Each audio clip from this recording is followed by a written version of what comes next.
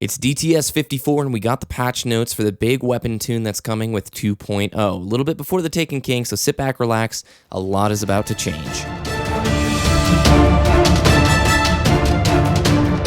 You're listening to Destiny the Show. Welcome, Guardians.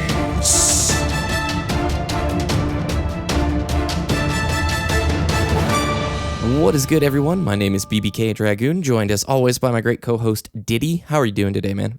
Doing very well. I had a pretty busy week, so I didn't get to play a lot of Destiny, but man, that news that hit us on Thursday, that is a bombshell and a half. I'm really excited to talk about some of these changes. Yeah, I was in like a 2.5 hour meeting for work, and so I didn't know the update came out.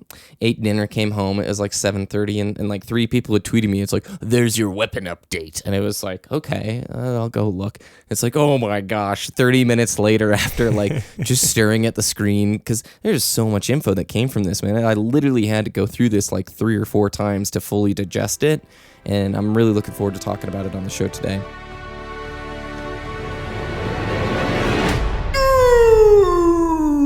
So on the weekly update that came out, it opened up with a little bit of stats regarding the primary weapons used in the last Iron Banner that happened on June 30th. And over 25% of the players were using Thorn. What a surprise. Are you kidding? No Surprise. Yep. And following that was Red Death with about 11 or 12%. The Last Word with about 11 or 12%. Hawkmoon. Vex Mythoclast. Suros. What? Are you kidding me? Like 4% of people are using Suros? That's crazy. I was actually really surprised that Red Death was beating out the Last Word. I saw the Last Word way more than Red Death. So they're going, hey, we know, we heard you. You've been kicking and screaming for a long time. Here is Sandbox designer John Wyszynski, who's been working on the Destiny Update 2.0. But before we jump into the massive patch notes that we're going to see, patch 2.0 is going to be arriving in September, just before the arrival of the Taken King. I would put money down that it's going to be 1 week before the Taken King. Did he think I'm in the ballpark? I would agree with that. There's something coming out a week before the Taken King. Is it the Red Bull quest or... I don't remember what day the quest goes live. Okay, there's something coming a week before the Taken King, and I'm going to assume the weapon update's coming with that as well. Well, think about, when the blades started showing up or when the wolf packs started It's kind of like roaming. a preview, yeah. Mm-hmm. Yeah, that week before House of Wolves came out, everybody was farming treasure keys. Oh my gosh, that's probably what's going to happen here.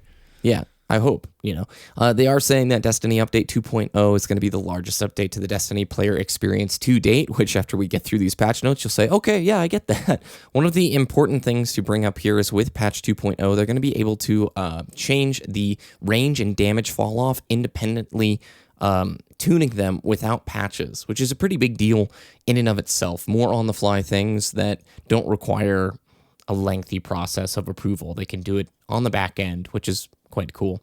Up first were the auto rifles. Their goals with the auto rifle is to make it an optimal close to medium range weapon. They understand that auto rifles are kind of a joke right now. Like, Diddy, where are auto rifles in the state of the community? In the vault. Yeah, exactly. That's where they are. Yeah. Haven't been useful since patch 111.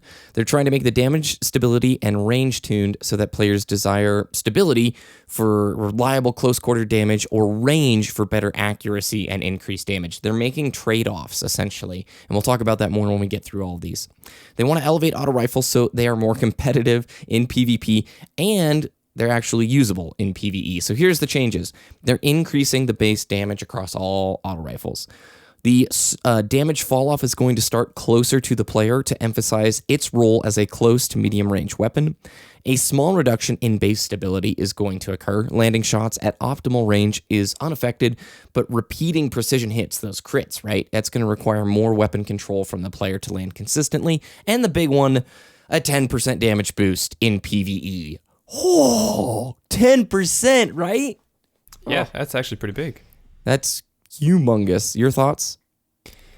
I really think that the objective here is to redefine the auto rifle class. It almost feels like they're making them into like a submachine gun from a different shooter, like Yep. Battlefield or Call of Duty or whatever, just making their role in the Destiny universe a little bit more defined, because before we had Suros, we had the Suros regime, right? Yeah. Era. And you could shoot people across the map with that weapon, and that's really the role of a scout rifle. And so they're just redefining this weapon class. They're tuning them up to join the other primaries, and they're just trying to bridge the gap between auto rifles and the rest of the other primaries in both Crucible and PvE encounters. Exactly. And it'll be nice to be able to use auto rifles again.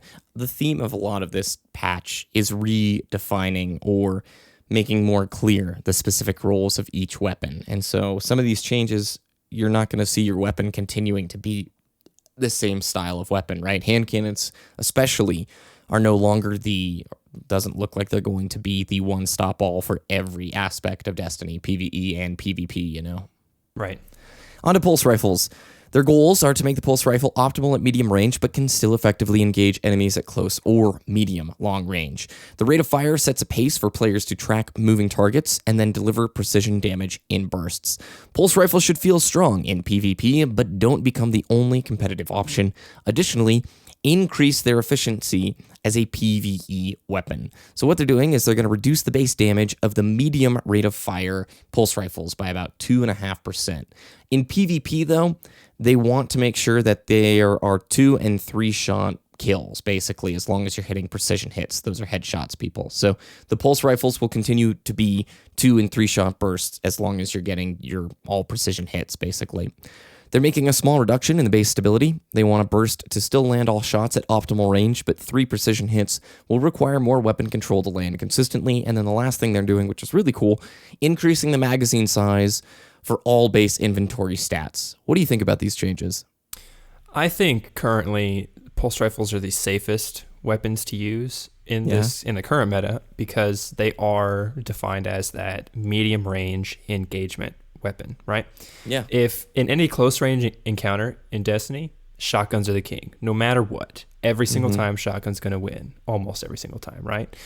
And then pulse rifles, they would be the king of Destiny, not just Crucible, just Destiny in general, if Thorn and the Last Word were just nerfed. So they're addressing the pulse rifle class and the hand cannon class as a whole, again, redefining the role. And I really like that they're making pulse rifles specifically the medium range engagements.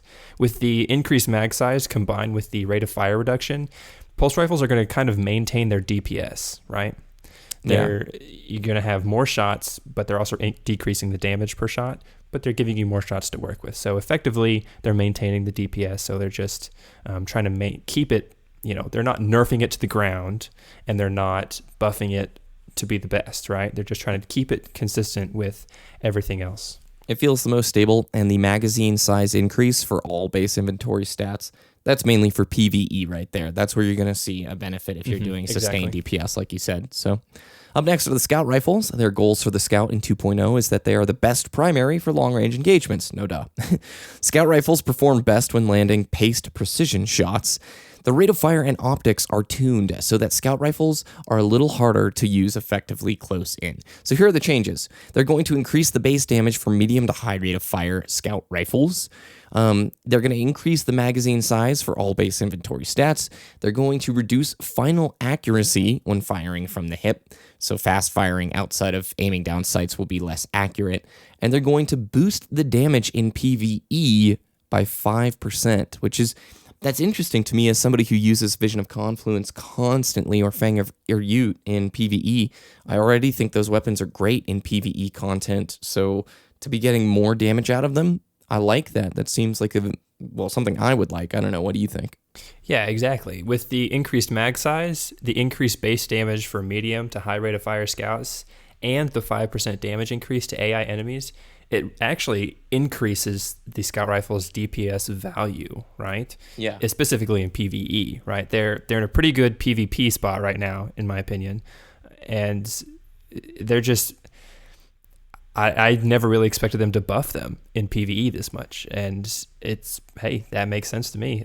I guess it doesn't make sense to me, but I'm appreciative of it nonetheless. You know what's interesting is if you play 6v6 PvP and you're just doing Clash or Control and you're not doing Combined Arms, you don't get to play the bigger maps very much anymore. You know, it's weird because the moon, I can't remember what it was called, the lunar base map, but like, I loved that map, dude, from the beta. First Light, yeah.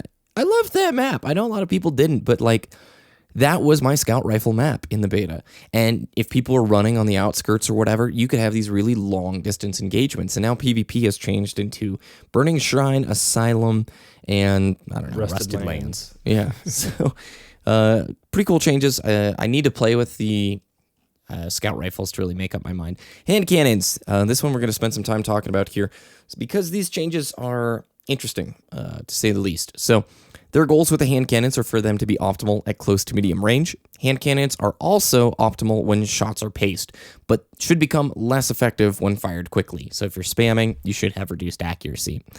Hand cannons should reward agility under fire, precision targeting, and snapshots. And finally, hand cannons cannot reliably compete with scout rifles at long range. I'm very glad they brought that up because right now, hand cannons are scout rifles in PvP, would you not say? Okay, certain hand cannons, okay? The exotic tier hand cannons.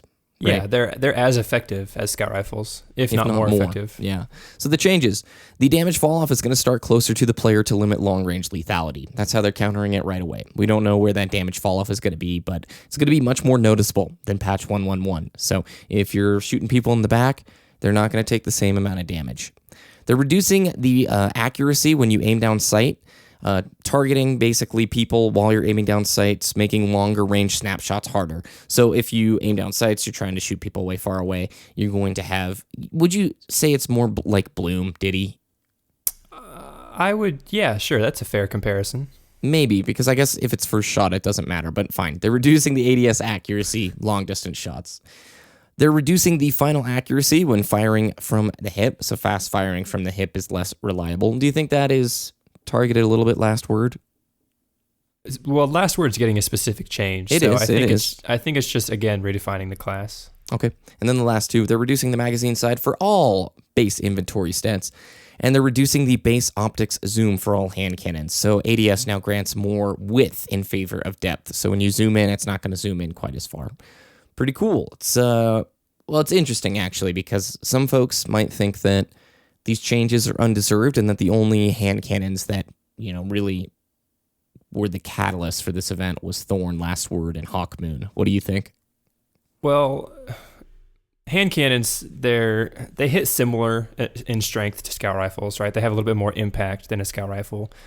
And Bungie wants them to be primarily for close range engagements, right? They want it to be the polar opposite of a scout rifle, right? Close, medium, When you see an enemy long range, scout rifle is the best option. I shouldn't be able to snipe you with my hand cannon, but if I see an enemy right next to me, scout rifle is going to be a bad option. I want that hand cannon. So they're trying to redefine the weapon's role. With the reduced mag size, it just kind of redefines it to not be the best options for PvE anymore, you know? Currently, I can just have my Fatebringer, and no matter what engagement, that hand cannon is going to be be better than scout rifle in almost every situation, right? That's not what they want anymore. No more cross map sniping when you spam shots either. They're reducing the range, they're increasing the damage drop off, and they want it to be close range engagements. Hand cannons should not be able to compete with scout rifles at long range. That just doesn't make any sense, right? No, yeah. And it's shocked me all the time. I use the Last Word quite a bit, and you can hit shots from so far away while still firing quickly that it's can still get that full damage precision shot across the map with the Last Word, and that just shouldn't happen, right? No, and we're gonna notice that with the damage fall off. Yeah. Up next, one more thing. When they're reducing the mag size for hand cannons, that's across the board. That's actually a really big thing. So that's huge. With high impact, low rate of fire scout rifles, they usually have around 13 to 15 shots in the magazine, and every single legendary hand cannon with field scout has 13 rounds, which makes them more effective than scouts in almost all situations. Yeah. So I really think that this is warranted. This is a huge hit to hand cannons DPS, and they're just trying to bring it in line with everything else. I guess it's a hit mainly to their long range ability. The fact that it's a one-stop shop, they're making it more specialized. Yeah, exactly. Oh, they're making your shots count even more. Yeah. Oh, shotguns. You're next. And Warranted? Yes. Is it enough? We'll have to wait and see. So their goals with the shotgun is for it to be the most effective at very close range. Complements melee attacks and other close quarter class builds. Offensively, closing on an enemy with a shotgun is a risk/reward timing game. Right now, it's just a reward timing game. Curb shotgun effectiveness in PvE slightly to reintroduce some risk when closing on a powerful enemy. So right off the bat, if you've been playing, shotguns are incredible in PvE now. Like, silly incredible in PvE, and they're not that stoked with that. We know they're great in PvP. You don't see fusion rifles. You don't see sidearms. You see shotguns, right? Yeah, of course. Okay, so the changes. Shotgun perks that enhance lethality at range should be less effective when combined with a high initial range stat. So shot package accuracy is going to be reduced by 30%. The rangefinder adds a 5% base range increase, and it was 20%. They're going to reduce precision damage multipliers on shotguns by 10%, and they're going to reduce damage against AI combatants by 10%, which makes it like that's putting them back where they were prior, isn't that? It's something, yeah. Close to it. So, is that enough? We'll have to wait and see. I don't really know. I need to use shotguns on patch 2.0 to really tell. Your thoughts? Well, I think the shot package, obviously we're going to have to see how it plays out, but that's a third less damage or a third less effectiveness, and I think that's going to be a great thing. The rangefinder reduction, though, that's huge because, man, reducing that from 20 to 5, that is insane. Say your shotgun targeted at Fellwinters, by the way. Yeah, say your shotgun has a range of 20, right? Mm-hmm. And if you have rangefinder on that, and when you aim down sights, you're giving your shotgun 24 range. Mm-hmm. That's actually a pretty good increase, right? Yeah. And then like with this change, it's going to be only 20 to 21 range. Man, that is a hit. That is a substantial hit. But the damage reduction, to AI by 10%, I think a lot of people are over exaggerating this nerf, because if we remember in the 111 patch, yeah, shotguns were given 2 times damage, right? Bungie gave shotguns a 100% damage increase in PvE. And just reducing it by 10%, it's still going to be useful. Like, you're still going to be able to run around with shotguns only. It's still going to be good, right? And they're just not going to be worthless. So I don't see why people are freaking out about it. We can't ride the Devil Walker anymore and stand and shoot on him, Ditty. I'm going to riot. Going to be angry. Fusion rifles are next. The goals with the fusion rifle is to make them optimal at mid-range, where targets are easier to track, but they're not close enough to attack while you're charging that weapon up. They want fusion rifles to combat foresight and the ability to predict a target's movement to be successful. So it should not be easy to find and build a fusion rifle that it can achieve maximum range. What they're going to do here is they're going to, slow charging high impact fusion rifles are going to have decreased range values, making it more difficult to max out a range for a fusion rifle. The projectile speed for fusion rifles will be slightly reduced, and that emphasizes the need for a player to lead the target instead of firing right on them in medium range. They're going to improve accuracy for short-range fusion rifles, and they're going to reduce accuracy for long-range fusion rifles. So very clear indication here, they don't want max-range fusion rifles, and on the surface, it may seem like they're nerfing fusion rifles, which are already not used at all, but I think the closer range, the close to mid-range fusion rifles are going to see a resurgence, and that's just me. What do you think? Yeah, I definitely think that we're going to see more fusion rifles. They're coming back, in my opinion. I mean, I don't see any point using a fusion rifle right now because shotguns are so dominant, right? Yes. This is, again, redefining the fusion rifle class, redefining its role in the current Destiny meta, whether it be Crucible or PvE. It's going to take a little bit more skill to use effectively because you do have to have that foresight, and I think it's going to increase a skill gap between players. Totally.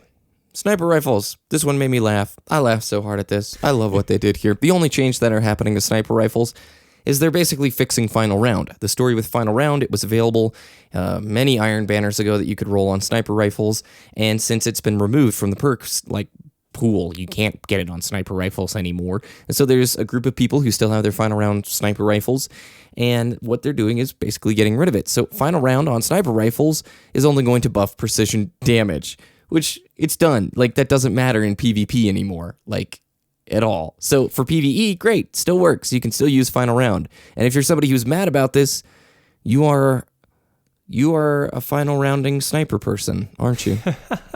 Yeah. So the problem with final round was on high impact sniper rifles, like the Aphrodite Spear, it only has a magazine size of 3, right? That's the standard magazine size on the highest impact sniper rifle.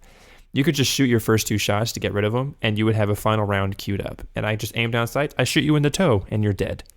That didn't make any sense, right? Nope.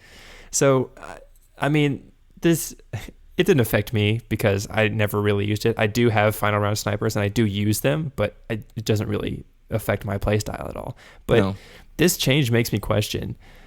So, the LDR, which is a medium-high impact sniper rifle, and the Aphrodite Spear, they can revive snipe. I'm talking specifically PvP here. Yeah. So whenever you're in a playlist with revives, trials, and skirmish, right? Yep. Or salvage. Yep. As soon as somebody's revived, there's a few frames in which the enemy player is vulnerable, but they can't move, and you can just snipe them in the head right away.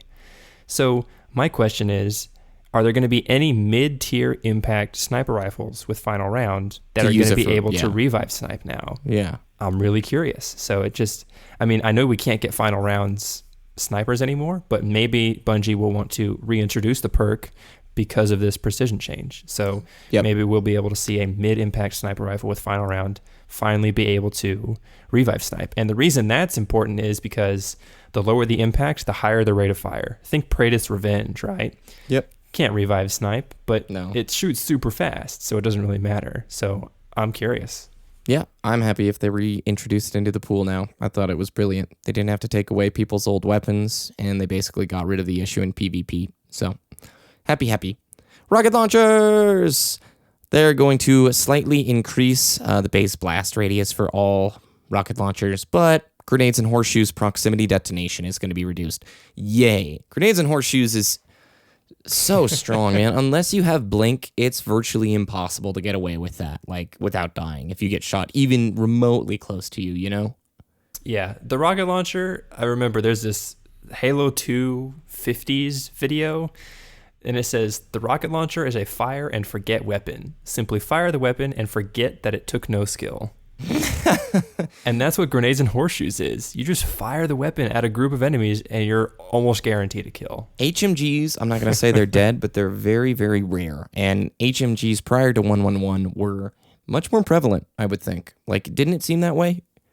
Yeah, I would say so. And not really the Iron Banner either, because the Iron Banner still has those machine gun bounties. Oh, of course, yeah. Built bounties for that. So yeah. Cool. Well, we're on to the exotic weapon tuning. That's the base changes that are coming to the classes. There's more to them than what they said here in the update. They're now going into the specifics of how they're going to change individual exotic weapons. So, hard light, you know that auto rifle everybody has but nobody likes using because it sucks? Well, they're going to increase the base stability to 80. It was 65. They're going to increase the bounce count for hard light projectiles. Oh boy. And hard light projectiles are not going to be affected by damage fall off. Now, I don't think the issue with Hardlight is the projectiles, but Ditty, what do you think about this? Welcome to the game, Hardlight. You are finally usable. Like, you think? The increased stability is going to make this a laser beam, right? It doesn't have the impact of Atheon's Epilogue, right? Atheon's Epilogue has the impact of a feather, right? Yeah. Hardlight has, like, I don't know what the impact is, but it's higher, right? Yeah. Hardlight can have, 57 rounds in the magazine, I think. Lot. And they bounce. The thing that this is really cool, the ricocheted projectiles, they don't suffer damage fall off. So I'm waiting for the montage of people shooting the ground and sniping people with hard light from half a screen away or half a map away. Yeah. That it's going to happen. And I'm super excited for that. It makes hard light fun to use, right? Hopefully. Now it just feels like you're throwing pebbles at them. Now it's actually, you're finally going to get that kill with hard light. Yeah. Necrochasm also sucked. They're increasing the base stability to 60. It was 40. It's getting a bigger magazine. Cursebringer perk will always trigger on a precision kill, and Cursebringer explosion has increased radius and deals more damage. Yay. I don't know. Whatever. Needler time, bitches. I think that's super cool that it always triggers on a precision kill. Think control now. Iron Banner control. You get one precision kill on a control point. Boom. There you go. It's gonna be hilarious. I think it's good. I'm gonna be mad. I still don't have my Husk of the Pit. So You don't have a husk. No, I've tried a lot. The last word. They're reducing the range stat to 10. It was 20. They're reducing the stability to 20. It was 30. They are reducing the effective range while aiming down sights. They're going to increase the accuracy and precision damage aim assist scale when firing from the hip. And finally, they fixed the bug with the hip fire damage bonus. So they're redefining the role, or I don't know, more emphasizing the role. They want it to be this fast firing, close up and personal hip, but gives you, an advantage for hip firing with that sucker. So I think that addresses my issues with it, especially the bug. I'm glad that they actually talked about the bug. Yeah, the 111 damage on the precision shots when you're zoomed in, that was unfair because that was total luck and you totally didn't earn it. And that's one of those sins in multiplayer gaming. If you die because of something you can't control, then that's totally unfair. But I love the last word. It's my favorite gun in the game. And with these changes, you want to duel me close range? That's hilarious. I want to shoot you with my last word over and over and over again. Think of the gun archetype. Like, what is it modeled after? Old West style. Think of an old Western duel, right? It's not long range. No, it's 10 paces away. And no, the other guy had Thorn. that's true. And he just runs away. So like it makes total sense to me. And so now I'm never going to aim down sights with my last word. I'm just going to hip fire the whole thing the whole time. And it's going to be awesome. You heard it here, man. If I ever see you aiming down sights with that thing, you're off the show. It's over. So, Thorn. I've seen so many puns about this weapon in videos, man. I'm gonna resist here. So they're reducing the base damage of Thorn's DOT, the damage over time, to 1/3 of what it was in PvP and in PvE. But here's the cool thing. They now allow the damage over time to stack up to 5 times across multiple landed projectiles. But everybody is like, oh my gosh, they could stack it up to 5 times. By the time you stack it 3 and 4 times, your enemy should be dead already. Because if you've put 4 body shots into a dude and you just stacked it 4 times, you just got the damage over time amount plus like a little bit more that you would have like normally. Did that make sense? Did I explain that poorly? No, that's perfect. It rocks for PvE. Yeah, PvE, it makes Thorn viable in PvE still. It's not nerfing Thorn in Crucible and then PvE just suffers, right? They're still making it worth it, right? And like you said, so the fact that Thorn dot is now 66% less effective, right? Yep. That's huge. It'll be noticeable. That. So you have to shoot somebody 3 times with the Thorn to get the original damage over time value. Which means I think 3 bodies won't kill. 3 bodies and the dot will not kill a player like it does now. Yeah, I think that is a safe assumption because 2 shots aren't going to happen anymore. Definitely not, because you're still at 2/3 of the damage over time, right? And that's low, right? In terms of damage numbers in Crucible, that is low, right? I love this. This is a really good change because it removes the frustration from PvP, but it also keeps the weapon in PvE relevant. And it's a hand cannon, so it falls under the same nerfs that were talked about earlier, so the long distance issues are not going to be as persistent. You shouldn't be able to cross map people with it. So exactly. I'm just going to, up front, this gun is still going to be useful in PvP, and I know a lot of people wanted it nerfed to hell, kind of like Suros, where Suros just disappeared from the radar. It's still going to be around, but this thing is not going to be the dominant player anymore. You're going to have some new dominant players showing up. That's my 2 cents. Yeah, because they're keeping the rate of fire on Thorn, right? Yep. And since Thorn's a hand cannon, it's getting a reduction in magazine size, right? Mm-hmm. Is that safe to assume? Yes, totally. So, like, it's keeping the rate of fire. The stability is going to be the same, but it's just going to be less effective at long range, and you have less bullets to work with. It makes so much sense. The patch notes like the angry people wanted was, Thorn has been removed from the game entirely. It now shoots popsicles and engrams, but they're white engrams, and they only decrypt into class items. So Hawkmoon, nothing is really changing that big on Hawkmoon here. So they added a stack limit to Luck in the Chamber and holding aces, meaning if both of those stack, you can't get the one-hit kill, which is super rare if that actually happens. They added 2 rounds to Hawkmoon's magazine when holding aces is unlocked. And finally, Luck in the Chamber damage bonus was reduced by 3%. Not much is changing. Hawkmoon's very similar. I think it's good that they increase the magazine size when the exotic perk is unlocked, because it's an exotic weapon. It should still be ahead of legendary hand cannons, and since all hand cannons are getting a reduction in magazine size. Yep. With this change to the exotic perk, it's actually getting Hawkmoon that slight edge over other hand cannons, and actually I think it's actually a good change. Yeah, I don't have it, so. Yeah, neither do I. Soon. You don't even have the console. No, I don't. One day. Icebreaker. So basically, they're increasing the recharge time for the Icebreaker rounds to 8 seconds. So you basically respawn, you recharged a round every 5 seconds. Now it's going to be 8 seconds. And the reasoning is they didn't want people standing in the back shooting bosses. It's a very boring play style, and it doesn't really reflect on the optimal experience that they want. A lot of people are very upset about this one and Black Hammer, which we'll talk about in a second. But Ditty, why should people not be upset about this? Like, it doesn't seem like a big deal to me, but, you know. Well, okay, so how quickly can you shoot all 6 rounds of Icebreaker, right? Pretty quick. Maybe 4 seconds, right? Yeah. So I can shoot my Icebreaker 7 times, or what is it? What's the magazine size? Is it 6? I can shoot my Icebreaker 8 times in like 7 seconds, right? Because of the ammo regen, right? It is 6, yeah. Yeah. So, and you also have to think about how people were using the weapon. People would just sit on the Icebreaker the whole dang encounter, right? They would use it as a primary weapon. I did it with the Nightfall this week. Yeah, and that's really not a fun way to play an encounter, right?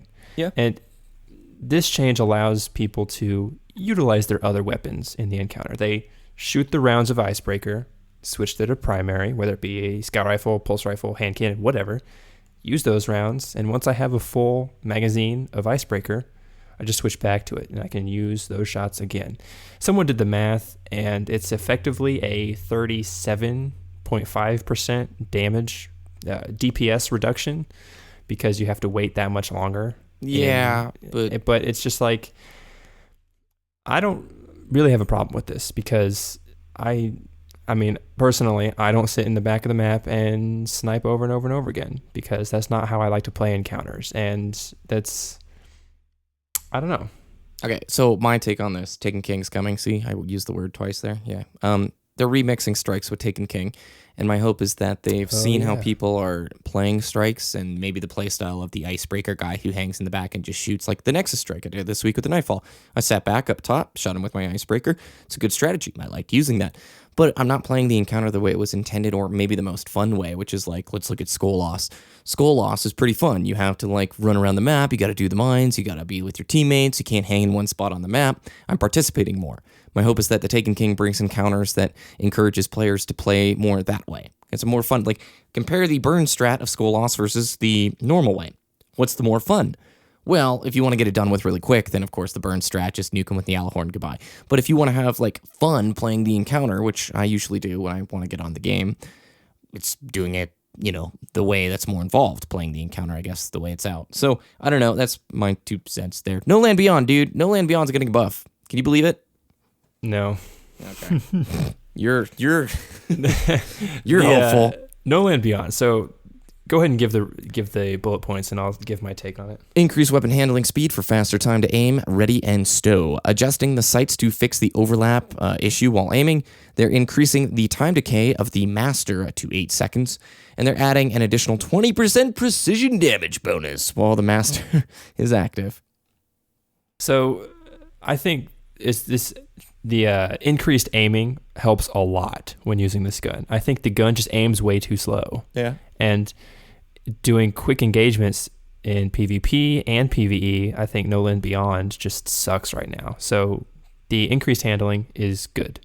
And I also think the additional 20% damage on the Master increases PvE usability for sure, definitely.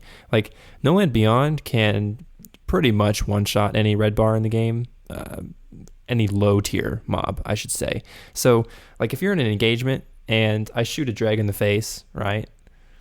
My next shot against that captain over there is going to have like a 30% damage increase for precision hits because of the master perk. And that's huge for a sniper rifle in PvE. So I think it's going to make it more fun to use. Yep. Black Hammer, they're increasing the ammo inventory to 18 rounds. And the big deal here is the White Nail perk now pulls ammo from your inventory instead of magically spawning it. So if somebody doesn't have Black Hammer, can you explain what the strat is like when people like using it? Yeah, so let's take any boss in Vanilla Destiny, right? Sepix Prime, the Nexus, Archon Priest, whatever. Pull out your Black Hammer, and you get those 3 easy precision hits, and it instantly reloads your magazine. Just bullets out of nowhere. Magic, right? They just appear in your magazine. And you just keep firing the weapon. There's no reload animation. There's no animation at all. Just shoot forever as long as you get the precision. Forever as long as you get that precision hit. And I actually did this in one of my Nightfalls. I was going to solo it, but then I noticed 2 people spawn in, and they were in the Nightfall activity. I said, hey, can I join you guys? And they said, yeah, just join in. So I went. Cool. I joined their fire team. And as soon as we got to the Nexus, they both died. I was in my hidey spot, and I had my Black Hammer. I was just like, pow, pow. Pow for like 5 minutes, and the guy finally turned his mic on. He's like, hey, you there? You can come get us. And I just waved to him, and I fired him I shot him one last time with the Black Hammer, finished the boss. And he's like, oh, you just beat the boss by yourself? And I'm like, Black Hammer, baby. Nice. Well, yeah. I mean, this is another one of those changes. It'll anger the person who worked really, really hard to get it, who loved that perk and it was very crucial to their play style. But again, we know why they're doing it. That's not the intended way for somebody to do an encounter. Yeah, so I think people need to realize and think about when this weapon is utilized, right? It makes almost every single boss in Destiny easy, right? Playing Crota's End. Those ogres spawn, Black Hammer, easy. Death Singer, Black Hammer, easy. Spider Tank, Black Hammer. Nexus, Black Hammer. What's the tank called in the Valistaric Strike? Whatever. Vulcan Hammer, Raven. Right? So there was a Solar Burn Nightfall with Valistaric a couple weeks ago. 12 Black Hammer shots, and that tank was dead. Nice. 12. Yep. That is way too easy. You got to think about the mechanics of those bosses and when they were made, right? Those are all vanilla Destiny bosses, except for Crota's End, right? That's just whatever. A lot of people are calling Bungie to address how they create bosses in the Destiny world. You're forcing us to use these weapons, and that's not necessarily, but you also have to take into consideration they created all of these boss encounters before Black Hammer got into the game and before they had any feedback on the game, right? Yeah. And every single PvE boss encounter, Black Hammer is almost always the best option. There's no other weapon that even comes close. Maybe Icebreaker, right? Current iteration of Icebreaker with the 5-second respawn. Yeah, I think you hit on something important, though. There's players who are going to say the reason we play these strategies is because the actual encounters aren't that fun. And I'll agree with, a handily amount of the strike bosses are not that fun. And so you just try and nuke them as fast as you can and move on to the next one. I hope Taken King recognizes that. I think they do. And I think they already have told us that they're reimagining the strikes. They're giving us Taken versions of the Mars strikes. Right? I mean, ish. We don't know it's going which ones it's going to be basically the same strike, but with Taken enemies, right? How is that going to affect how we play the game? We don't know yet, right? Yep. And I just think a legendary sniper rifle from a normal mode of a raid should not have the power Black Hammer currently does. It's just way too useful in most PvE situations. So I think this change is warranted. Two weapons left, guys. Lord of Wolves and Yellowhorn. So Lord of Wolves, we'll just talk about quickly. They tripled the recovery boost bonus for allies granted by Lord of Wolves. Good. Yeah, not that big of a deal. And then the Yellowhorn. Thanks. Yeah, thanks. Sorry to make good old Yellowhorn. They're reducing the damage of wolf pack rounds. We don't know how much they're going to do this, and that could this weapon will still be strong. Like, Gjallarhorn's obviously still going to be strong, but what's the reason? Well, it's developed into the one-stop shop best heavy you can have ever, and LFG sites require it. It's the most desired gun in the game. Sweet, I want one, but very much a lot of overreactions over the fact that we don't know how much the damage is going to be reduced for the Wolfpack rounds. So, your thoughts? Yeah, exactly. I think people are blowing it way out of proportion. We don't know the percent of the damage reduction, right? Gjallarhorn is not going to be nerfed to the ground. Like, there's no way. And I just want to throw out a quick suck it to all the players requiring Gjallarhorn for endgame content. I've never had Gjallarhorn. I've never needed it, and I've never wanted to need it, right?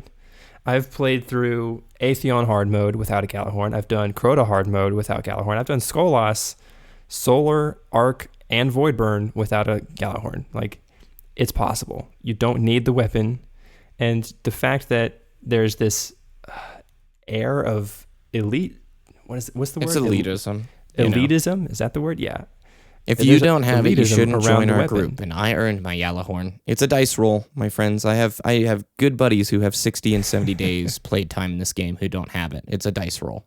Yeah, exactly. Like, nobody in Destiny has earned Gjallarhorn, aside from the people who bought it that first week. They probably earned it, right? Yes, yeah. But, like, other than that, no one earns Gjallarhorn. You were handed it, luckily, and it's just not needed. But it is the best weapon in the game for PvE encounters, and it's very useful. But I think that this nerf is justified, for sure.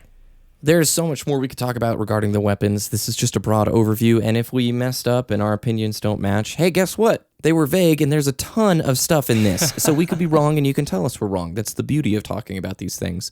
There is more to the patch notes. We'll leave it on our website, destinytheshow.com, to talk about, weapon stats, where if you're going to max one category, you're going to have a trade-off in another category. So a lot of things that they didn't even cover in this. I will say this one thing as I close out here is, this comes out a week before the Taken King. There's a bunch of new weapons coming in the Taken King. And so while, you may see Gjallarhorn reduce in popularity, Thorn reduce in popularity, Black Hammer Icebreaker reduce in popularity, there's a whole new slew of weapons that are coming to us for year 2 of Destiny that Bungie and the community are going to want to play with and are probably going to take dominant spots. So while we're looking at this through the lens of what we know so far with year 1 weapons, things are going to change a whole lot with the Taken King and the whole new gaggle of stuff that's coming. So, Ditty, closing thoughts? Yeah, I mean, just real quick, there was a really great Destiny post just talking about Bungie is not fixing the current meta. They're creating a new meta for the new expansion. And like you said, they're just creating this whole new slew of weapons that for players to use and earn and randomly get, besides earning, because earning weapons in Destiny doesn't exist. And we're looking towards the future meta. We're not trying to fix the current one. We need to move on and go into this new meta with a nice new weapon balance. Yep, and gear. We don't even know how gear's going to work yet. It's going to be different than it is now. That's pretty clear from all of their material talking about year 1 gear. So, indeed, where can people find your content? Twitter.com/DittyDTS, DITTYDTS, and I'll be on Twitch.tv/DestinyTheShow most of next week because girlfriend Sanic is going to be at QuakeCon, so I'll have the apartment all to myself. I can just play PlayStation 4 Destiny all day, all week, so that's going to be exciting. Right on, man. Enjoy. Check out our friends at DestinyTracker.com, the best place to track all of your stats in the Destiny universe. You can follow me at YouTube.com/BBKDRAGOON or on Twitter.com/BBKDRAGOON. Follow our Twitter at Destiny the Show, and remember to head to our website, DestinyTheShow.com, for all the links from today's show and more.